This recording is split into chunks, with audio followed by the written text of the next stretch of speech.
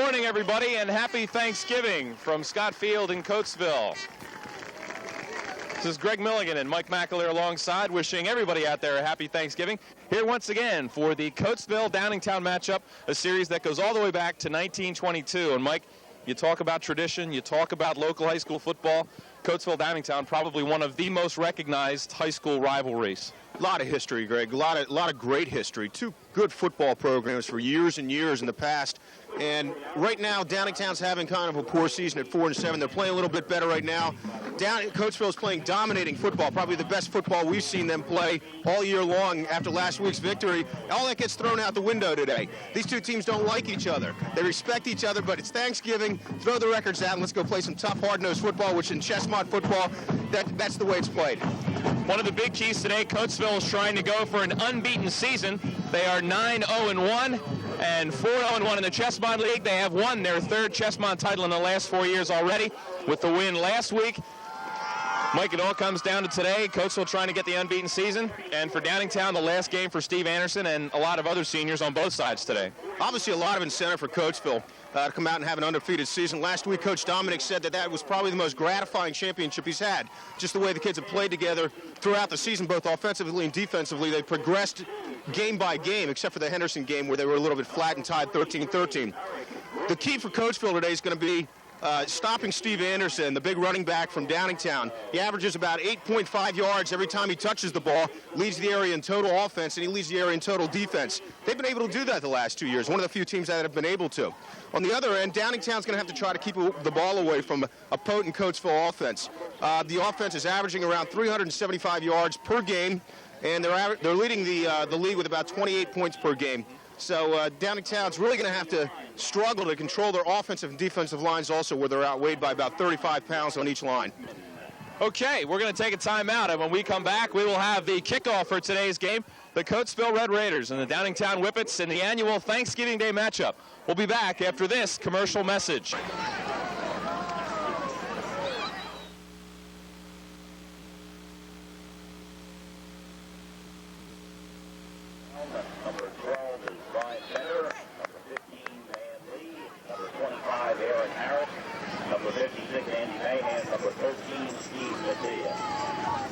Okay, we are back here at Scott Field in Coatesville.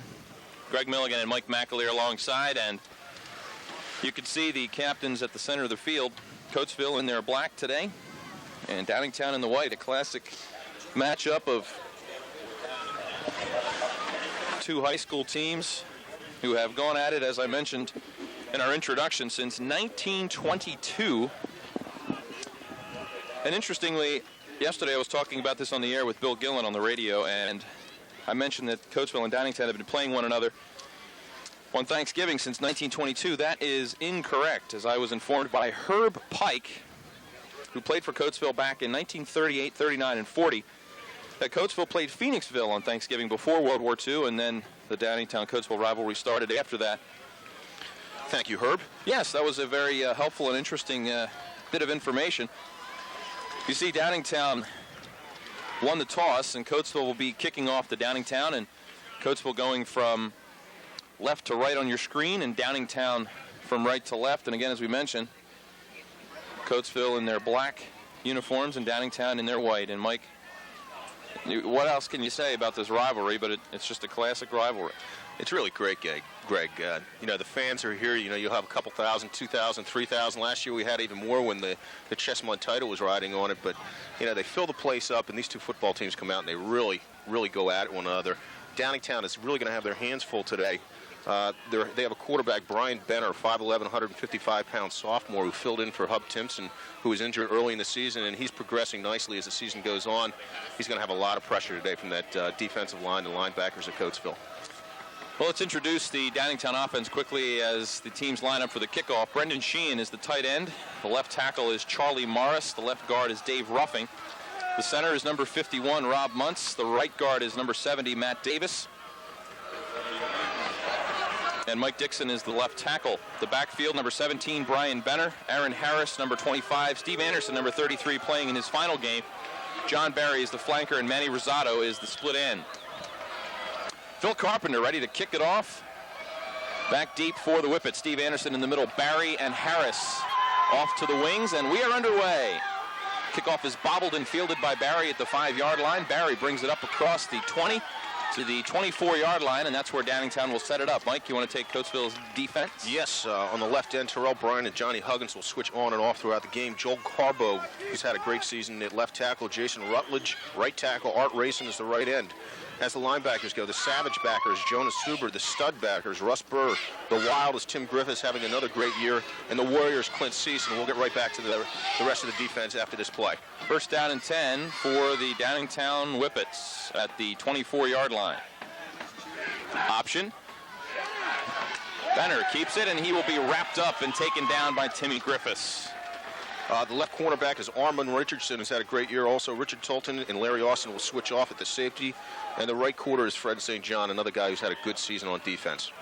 2-yard pickup for Brian Benner. And in the area, of course, Steve Anderson, the #1 rusher throughout Chester County with 1,566 yards. Eric Tolles has a chance to get to 1,000 today if he gets 90 for Coatesville. Walt Washington already over 1,000 for the season. Second down and 8, just underway here from Scott Field. The give to Steve Anderson off the left side. He picks up only a couple. Sonny Suber hits him low, and Tim Griffiths hits him high. It will be third down. This Coatesville defense has really just gotten better with each game. They're only giving up 9.7 yards per game. And on the rushing defense, they're ranked #1, giving up 90.2 per game. They've been able to shut down Steve Anderson, as we said earlier, one of the few teams that's been able to do that. Third down and a long 7 to go. The ball at the 27-yard line. Backs in the I formation. Griffiths on a blitz. It's Brian Benner on the option. He will be stopped well short of the first down. It will be fourth down and about 5 to go. Tim Griffiths very involved in that first series, Mike. Hit on 3 tackles of the 4 play, Greg. 4 plays. Griffiths an all-area center last year, and he is a college prospect to be sure. Fourth down and 6 as Benner picks up a yard, and interestingly, Brian Benner with 2 carries there on the first series on the option. So Steve Anderson will kick it away. Sonny Suber, the single setback, and Anderson shanks it off the side of his foot. It bounces down across the 45, rolls dead at about the 41-yard line. So Coatesville will set it up there first. We will keep it here. Let's set the Coatesville offense. Mike, you want to have the honors there? Sure. Steve Alderman is your tight end. Bob Smith is your left tackle. Pat Kissel's your left guard. Tim Griffiths, again, is your center. Jason Levin is the right guard. Ian Mulvaney, right tackle. Big Ian Mulvaney, about 270. You'll see a lot of people running off him today. Jim Robinson and Jason Phillips will switch in and off with the plays from Coach Dominic to Larry Austin. Larry Austin, the quarterback. Walt Washington, running back. Eric Tolles, the fullback. And Clint Cease is the split back. First down and 10 for the Red Raiders. It's Larry Austin on the option. Austin keeps it, and he breaks into the secondary. Across midfield, and he's dragged down at the 40-yard line. Pickup of 18 yards on the play, and that's what Larry Austin has done all season. That's a real deviation from what we've seen in the last 4 or 5 games, Greg. They've been pounding the ball up the middle with Eric Tolles throughout the first quarter, most of the games, and then going to the option later in the second quarter and second half. They thought they'd mix it up right there, and they got outside with a nice run, Larry Austin. First down and 10 for the Red Raiders. The ball in Downingtown territory at the 37-yard line. It's Eric Tolles, and he busts through for a nice pickup on first down. The Downingtown defense, they run a 52 setup. The defensive ends are Ed Barton and Brendan Sheehan. The tackles, Brett Whitaker and Dan Carroll. And on the nose, it's Rob Muntz. 2 linebackers, Andy Meehan and Steve Mattia. And the secondary, Steve Anderson, Aaron Harris, John Barry, and Manny Rosado. And Harris was a linebacker when they were running a 44 setup, but now Harris back in the secondary. Second down and 2 to go, an 8-yard pickup for Eric Tolles. Option to the left side. Austin keeps it again, and he will be close to a first down for the Whippets. Looks like he picked it up, Greg. For the Red Raiders, actually. Downingtown, after they defeated East 41-13, they clinched the Chestmont Championship. They're 3rd in the last 4 years. They're 5th in the last 10 years, and they're 9th in school history. So first down and 10 for the Red Raiders. 8 minutes and 10 seconds to go here in the first quarter. The ball is at the Downingtown 26-yard line. Phillips comes out wide to the right-hand side, and a full backfield as Washington goes in motion. It's an inside handoff to Clint Cease, something we have not seen all season, and it does not work very well.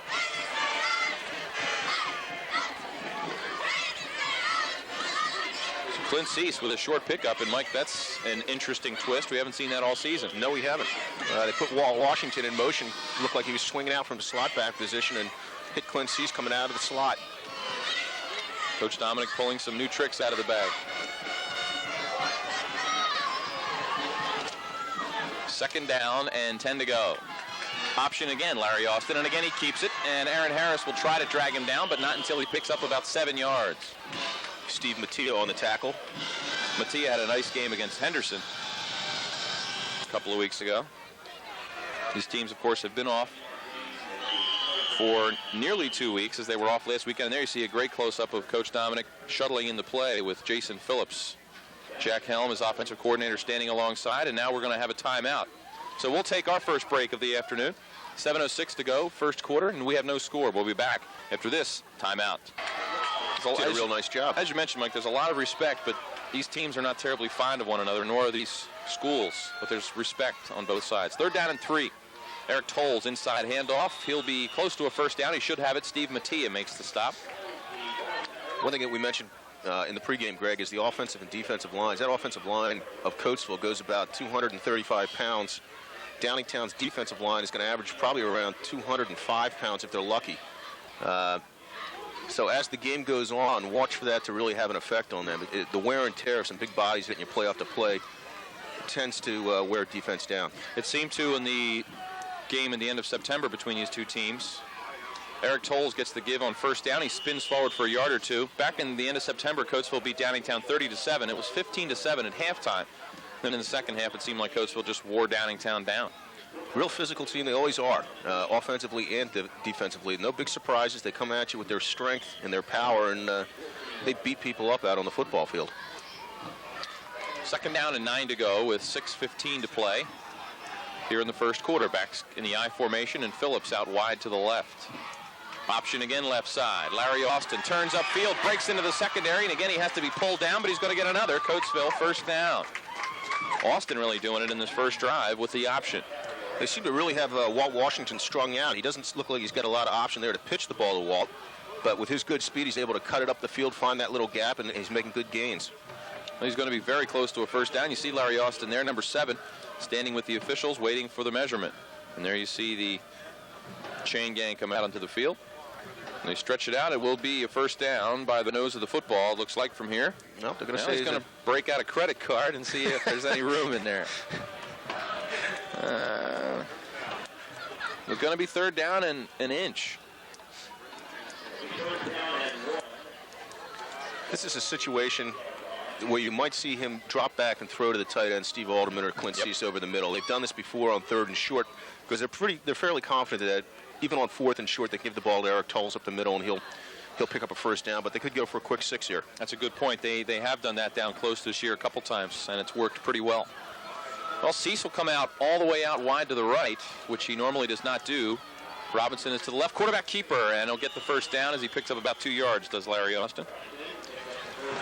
So Coatesville just grinding it out here on the ground in their first drive, and Walt Washington has not carried the ball yet for the Red Raiders. In the past couple of weeks, teams seem to have been keeping Walt Washington away from the football and making Eric Tolles beat you, which he's been doing. Very effective. Yes, he has, and when they have got the ball to Walt Washington, when they've handed the ball so many times off the Tolles that they're keying on him, Walt Washington will break a long one. He had a 75-yarder called back last game they played. First down and goal for the Red Raiders at the 3-yard line. It's Eric Tolles off the right side, and he's in for the touchdown.